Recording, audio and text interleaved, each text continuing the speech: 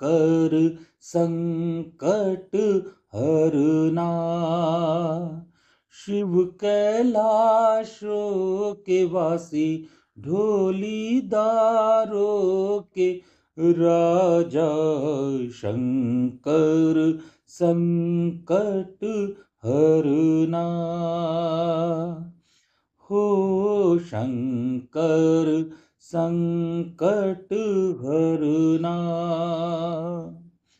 Bell की पत्तियां, भांग धतूरा, बेल की पत्तियां, भांग धतूरा, शिव जी के मन को लुभाए। हो भोले बाबा, शिव जी के मन को लुभाए।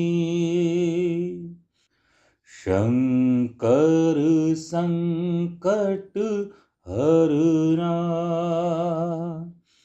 हो शंकर संकट हरना।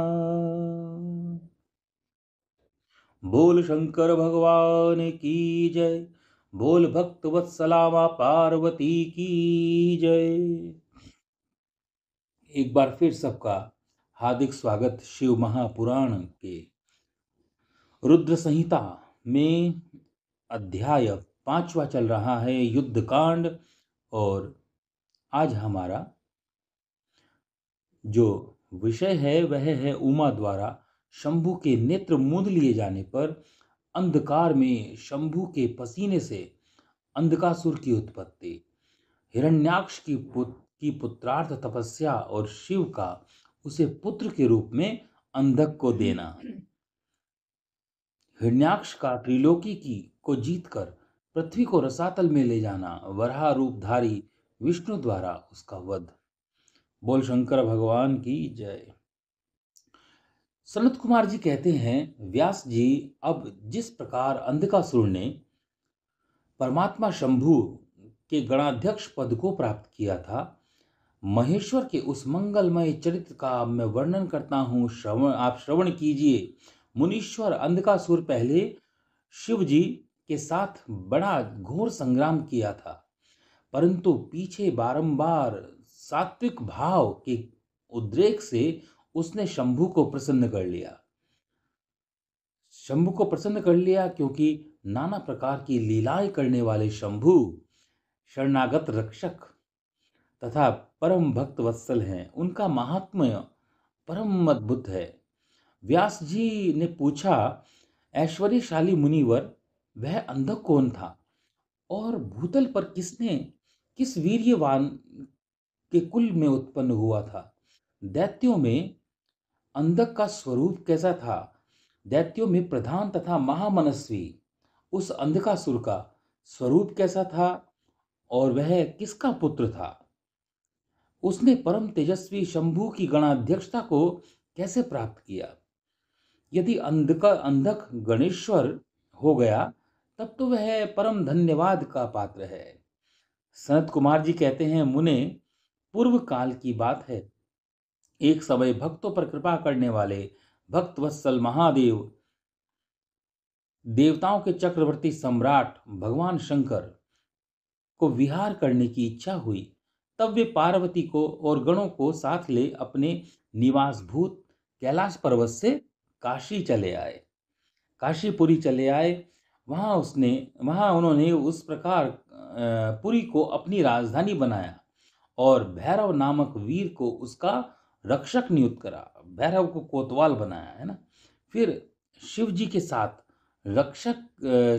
साथ रहते हुए भक्त जनों को सुख देने वाले अनेक प्रकार की लीलाएं करने लगे। एक समय वे उसके वरदान के प्रभाववश अनेकों वीराग्र गण्य गणेश्वर और शिव के साथ मंदराचल पर गए।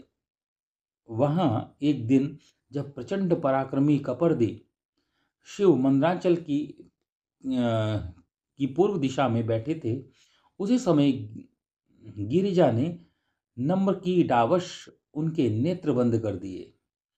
इस प्रभाव वाले अपने कर कमलों के हर के नेत्र बंद कर दिए।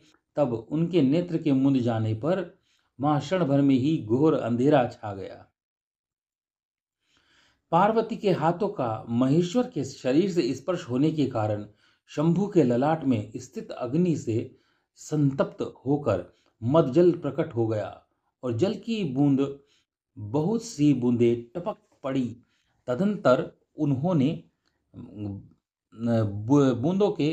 बूंदों ने एक गर्भ का रूप धारण कर लिया, जिससे एक ऐसा जीव का प्रकट हो गया जिसका मुख विकराल, लंबे बालों वाला, क्रोधी, अत्यंत भयंकर, भिन्न, मनुष्य से भिन्न और बेडोल और सुंदर बालों वाला था।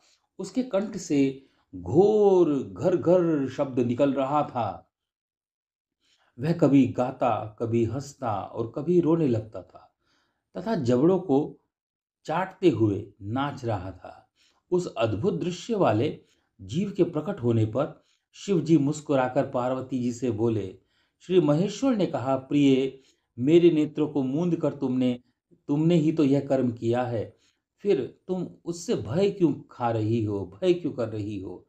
शंकर जी के उस वचन को सुनकर गौरी हंस पड़ी और उनके नेत्रों पर उन्होंने अपने हाथ हटा लिए।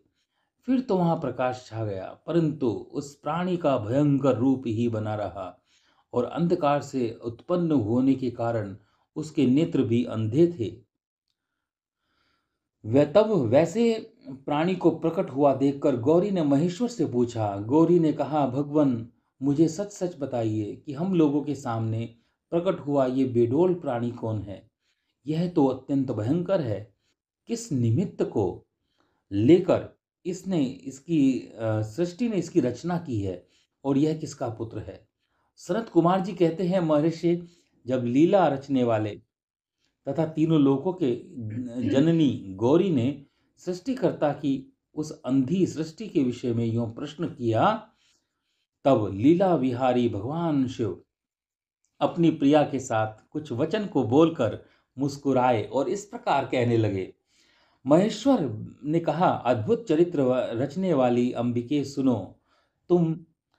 जब तुमने मेरे नेत्र मूंद लिए थे, उसी समय यह अद्भुत एवं प्रचंड पराक्रमी प्राणी मेरे पसीने से हुआ है। इसका नाम अंधक है। तुम ही इसको उत्पन्न करने वाली हो, अतः सखियों सहित तुम्हें करुणा पूर्वक इसकी गणों से यथा योग्य रक्षा करते रहना चाहिए। आए इस प्रकार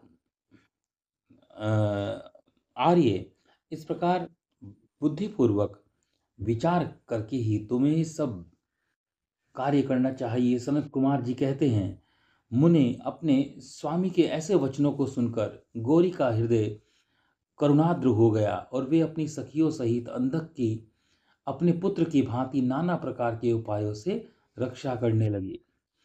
तदंतर शिशिर ऋतु आने पर दैत्य हिरण्याक्ष पुत्र की कामना से उसी वन में आया, क्योंकि उसकी पत्नी ने उसके ज्येष्ठ बंधु की संतान परंपरा को देखकर उसे संतानार्थ तपश्चर्या के लिए प्रेरित किया था।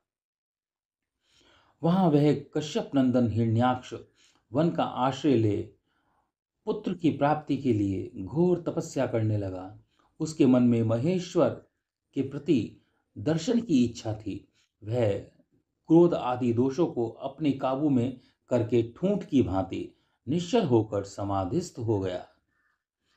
द्विजेंद्र, जब जिसकी ध्वजा में वृष का चिन्ह वर्तमान में है तथा जो पिनाक धारण करने वाले हैं तथा जो पिनाक धारण करने के साथ साथ महेश्वर हैं, उसकी तपस्या से पूर्णतया प्रसन्न होकर उस स्थान पर पहुंचकर दैत्य प्रवर हिरण्याक्ष से बोले। महेश ने कहा, दैत्यनाथ, अब तू अपनी इंद्रियों का विनाश मत कर। किस लिए तूने इस व्रत का आश्रय लिया है? तू अपना मनोरथ तो प्रकट कर। मैं वरदाता शंकर हूं, अतः तेरी जो अभिलाषा है उसको मैं अवश्य पूर्ण करूंगा।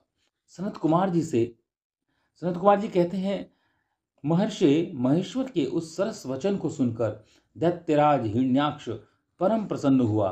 उसने गिरीश के चरणों में मस्तक झुकाकर नमस्कार किया, अनेक प्रकार से उनकी स्तुति की। फिर वह अंजलि बांधे सिर झुकाकर कहने लगा। हिरण्याक्ष ने कहा, हे चंद्रभाल, मेरे उत्तम पराक्रम पर प्रसन्न तथा दैत्य कुल के अनुरूप कोई पुत्र नहीं है, इसलिए मैंने इस व्रत का अनुष्ठान किया है। देवेश, मुझे परम बलशाली पुत्र दे दीजिए। सनत कुमार जी कहते हैं, मुनि दैत्यराज के उस वचन को सुनकर कृपालु शंकर प्रसन्न हो गए और उससे बोले, दैत्याधिप, तेरे भाग्य में तेरे वीर्य से उत्पन्न होने वाला तो पुत्र नहीं लिखा है, किंतु मैं तुझे एक पुत्र देता हूँ। मेरा एक पुत्र है जिसका नाम अंधक है। वह तेरे ही समान पराक्रमी और अजय है। तू संपूर्ण दुखों को त्याग कर उसी को परम पुत्र से वर्ण कर ले और इस प्रकार पुत्र प्राप्त कर ले।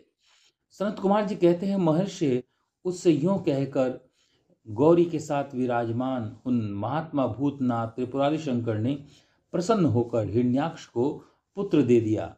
इस प्रकार शिव जी से पुत्र प्राप्त करके वह महामनस्वी दैत्य परम प्रसन्न हुआ। उसने अनेकों स्तोत्रों द्वारा रुद्र की पूजा करके प्रदक्षिणा की और वह अपने राज्य की ओर चल पड़ा। गिरीश से पुत्र प्राप्त करके वह प्रचंड पराक्रमी दैत्य संपूर्ण देवताओं को जीतने की मंशा लिए इस पृथ्वी को अपने देश रसातल में उठाकर ले गया। और तब देवताओं, मुनियों और सिद्धों ने अनंत पराक्रमी विष्णु की आराधना की। फिर तो भगवान विष्णु सर्वात्मक यज्ञमय विकराल वराह रूप धारण करके धूतन के अनेकों प्रहारों से पृथ्वी को विदीर्ण करके पाताल लोक में जा घुसे। उन्होंने वहां कभी न टूटने वाली अपनी अगली दाढ़ों से तथा थूथन से सैकड़ों दैत्यों का कचूमर निकाल दिया और अपने वज्र सदृश कठोर पाद प्रहारों से निशाचरों की सेना को मथ डाला।